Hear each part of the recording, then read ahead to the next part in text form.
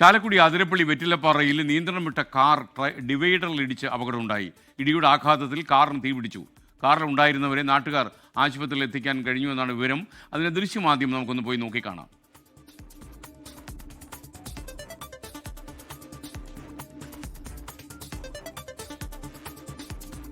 സൂരജ് സജി തൃശ്ശൂരിൽ നിന്ന് വിവരങ്ങളുമായി ചേരുന്നു. സൂരജ്, വിശദാംശങ്ങൾ എന്തൊക്കെയാണ്?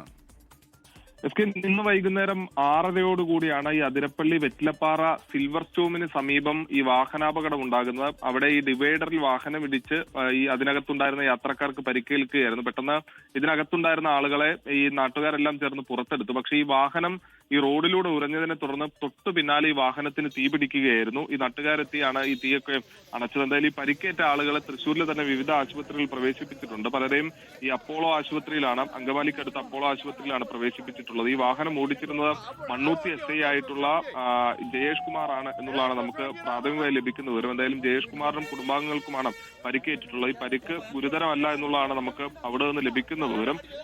അതോടൊപ്പം തന്നെ ഈ വാഹനവും ഇപ്പോൾ ഈ മേഖലയിൽ നിന്ന് മാറ്റിയിട്ടുണ്ട്. ഈ വാഹനാപകടത്തെ തുടർന്ന് ഈ മേഖലയിൽ ഏറെ നേരം ഗതാഗതക്കുരുക്കടക്കം അനുഭവപ്പെടുകയും ചെയ്തിരുന്നു. ലോകത്തെവിടെയായാലും ഏത് സമയത്തും 24 വാർത്തകളും ഓഗ്മെന്റഡ് റിയാലിറ്റി പാക്കേജുകളും എക്സ്പ്ലെയിനറുകളും വിശദമായി കാണാൻ ഞങ്ങളുടെ യൂട്യൂബ് ചാനൽ നിങ്ങൾക്ക് സബ്സ്ക്രൈബ് ചെയ്യാം.